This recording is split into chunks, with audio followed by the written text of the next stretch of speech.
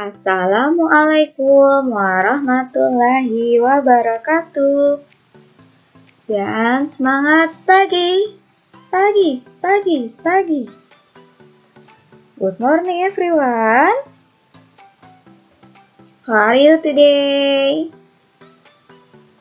Miss harap anak-anaknya Miss dalam keadaan sehat walafiat ya. Seperti biasa ya, before we study today, let's pray together. Bismillahirrahmanirrahim. Rabbi zidni ilman warzuqni fahman. Ya Allah, tambahkanlah ilmuku dan berilah aku pemahaman yang baik. Amin. Hari ini kita akan belajar tema 7, yaitu benda, hewan, dan tanaman di sekitarku. Subtema 1 yaitu benda hidup dan tak hidup di sekitar kita. Adapun muatan pelajarannya ada 2 ya, yaitu Bahasa Indonesia dan juga PPKN. Untuk tujuan pembelajaran kita, untuk Bahasa Indonesia maupun PPKN masing-masing 2 ya. Untuk Bahasa Indonesia yang pertama, anandaku dapat mengenal benda hidup dan tidak hidup beserta ciri-cirinya. Yang kedua, anandaku bisa menggunakan kosakata ciri-ciri benda hidup. Untuk PPKN yang pertama, anandaku dapat mengenal simbol dan bunyi sila keempat Pancasila. Yang kedua, anandaku bisa menjelaskan makna simbol sila keempat Pancasila. Yang pertama, untuk muatan bahasa Indonesia, mengenal benda hidup dan tak hidup. Coba diperhatikan gambarnya, itu gambar apa?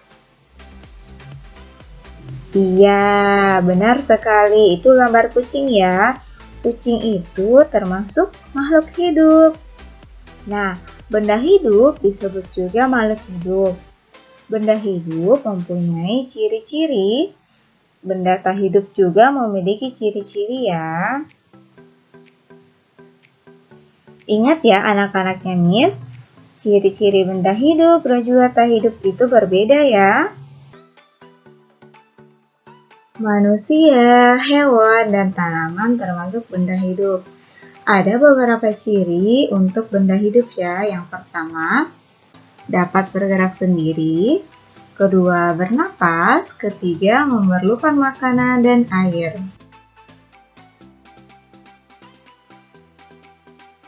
Selanjutnya ada sepeda, boneka, dan mobil-mobilan. Benda-benda tersebut termasuk benda tak hidup ya.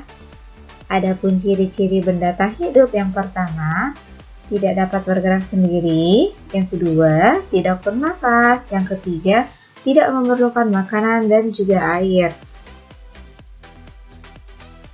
Selanjutnya, membedakan benda hidup dan tak hidup berdasarkan ciri-cirinya. Coba diperhatikan gambarnya dulu ya. Ada kelinci dan juga robot. Mari kita membaca ciri-ciri dari kelinci. Kelinci dapat bergerak sendiri. Kelinci memerlukan makanan dan air. Kelinci juga bernafas. Berdasarkan ciri-ciri kelinci, kita dapat mengkategorikan kelinci adalah benda hidup. Benar sekali ya anak-anak Miss. Kalau robot, coba kita baca sama-sama. Robot tidak dapat bergerak sendiri. Robot memerlukan baterai untuk bergerak. Robot tidak memerlukan makanan dan air. Robot tidak bernafas. Berdasarkan ciri-ciri robot, kita bisa mengkategorikan robot sebagai benda tak hidup. Untuk lebih memahamkan kepada anak-anaknya Miss, apa saja itu ciri-ciri benda hidup? Mari perhatikan gambarnya dan juga keterangannya ya. Kucing adalah benda hidup. Kucing dapat bergerak sendiri. Kucing bergerak dengan cara berjalan. Kucing juga memerlukan makanan dan air. Sedangkan burung juga benda hidup. Burung bergerak dengan cara terbang. Burung makan buah atau biji-bijian. Ingat ya anak-anaknya Miss, selain dengan ciri-ciri benda hidup yang disebutkan sebelumnya, benda hidup juga dapat bergerak. Tapi bergeraknya itu berbeda-beda. Sama dengan yang Miss munculkan. Misalkannya kucing. Kucing bergerak dengan berjalan. Sedangkan burung bergerak dengan cara terbang. Coba diperhatikan gambar yang Miss munculkan ya. Anak-anaknya Miss paham tidak ini gambar apa sih? Iya, benar sekali. Ini proses pertumbuhan ya nak. Benda hidup dapat tumbuh besar. Benda hidup dapat bertambah berat dan tinggi. Tinggi badan kita bertambah sejak bayi hingga sekarang. Hewan dan tumbuhan juga dapat bersama tinggi. Benda tak hidup tidak dapat tumbuh besar. Benda-benda dapat memiliki tinggi yang berbeda-beda, sama halnya dengan kalian, yang makin bertambah tinggi serta memiliki tinggi yang berbeda-beda. Selanjutnya, benda hidup dapat berkembang biak. Benda tak hidup tidak dapat berkembang biak. Berkembang biak untuk mendapatkan keturunan. Berkembang biak juga untuk memperbanyak jumlahnya.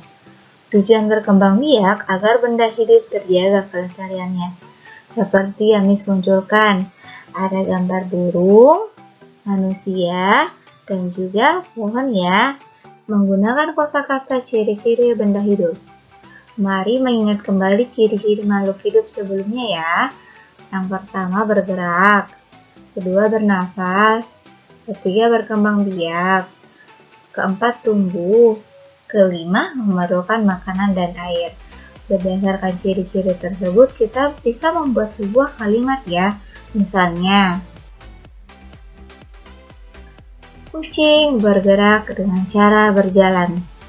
Kita menggunakan kata bergerak menjadi sebuah kalimat. Adapun contoh lain, manusia bernapas dengan paru-paru.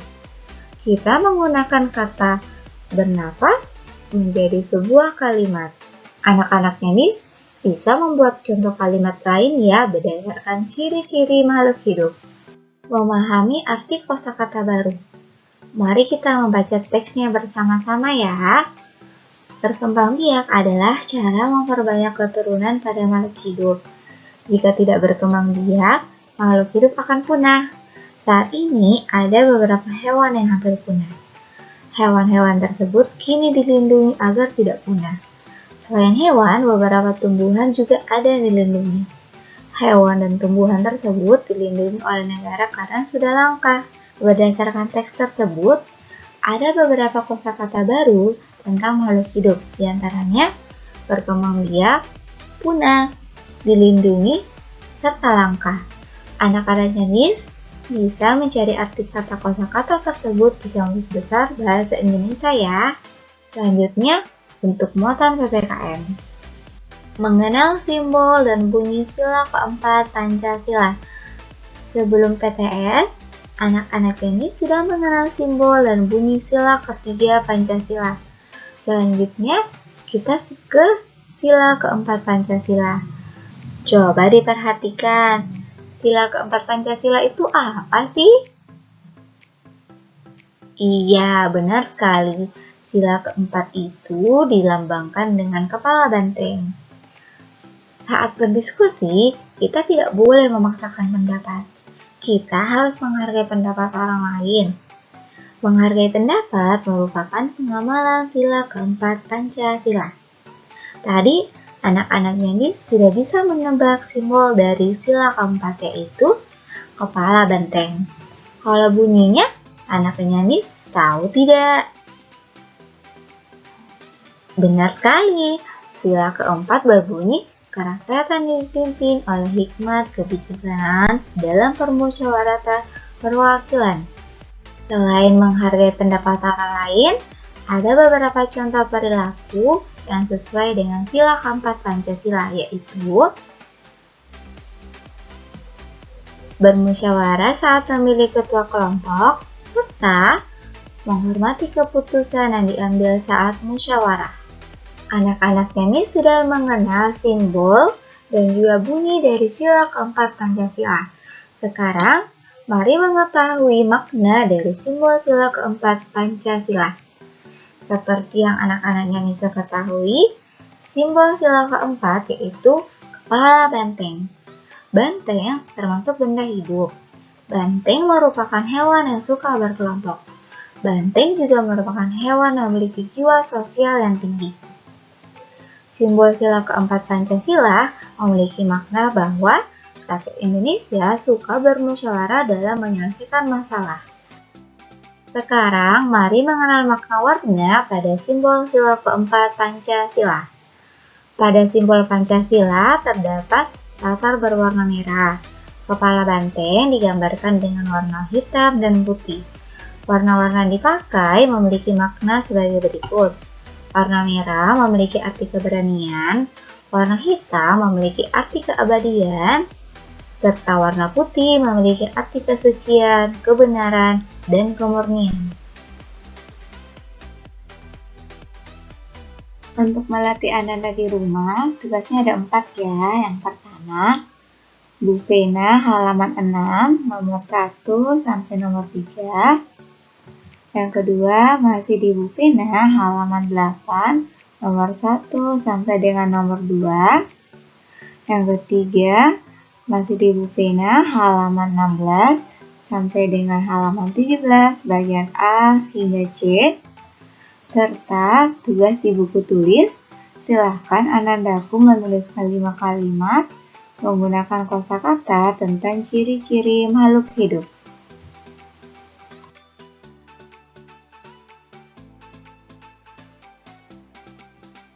Sekian untuk pembelajarannya hari ini.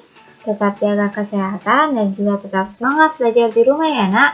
Miss akhiri dengan mengucapkan wabillahi wa taufiq hidayah. Wassalamualaikum warahmatullahi wabarakatuh.